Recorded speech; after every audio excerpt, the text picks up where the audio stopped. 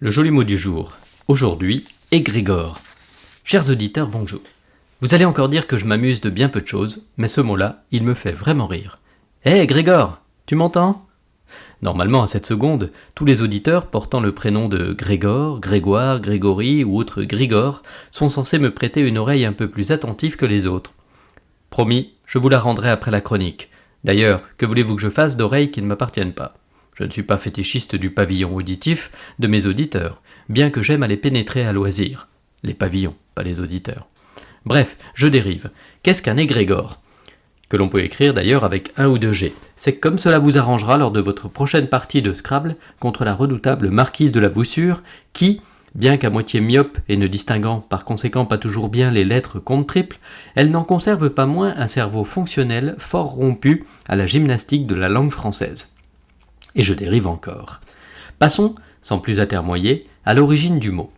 En latin, egregius signifie remarquable, illustre, exceptionnel. Cependant, cela ne nous avance guère, car c'est plutôt dans le grec ancien qu'il faut chercher l'étymologie et la logique du vocable égrégore. Celui-ci s'entend dans egregora, qui signifie faire lever, éveiller, réveiller.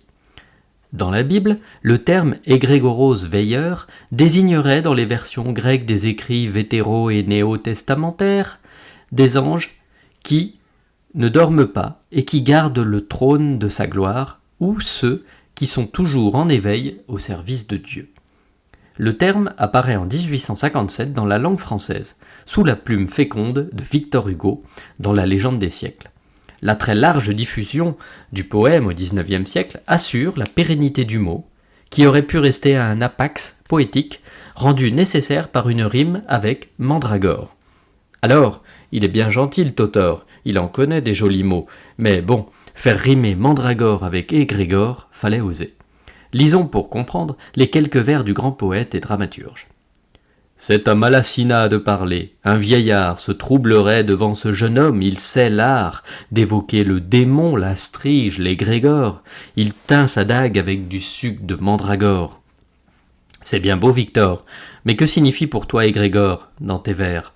Si l'on en juge par la liste que tu emploies, démon, strige et grégore, cela nous indique qu'il s'agirait d'un quelconque monstre ou d'une entité maléfique, les striges étant des démons femelles ailés, mi-femmes, mi-oiseaux, qui poussent des cris perçants.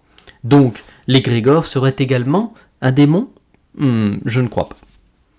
En pratique, égrégore est un terme essentiellement utilisé en ésotérisme.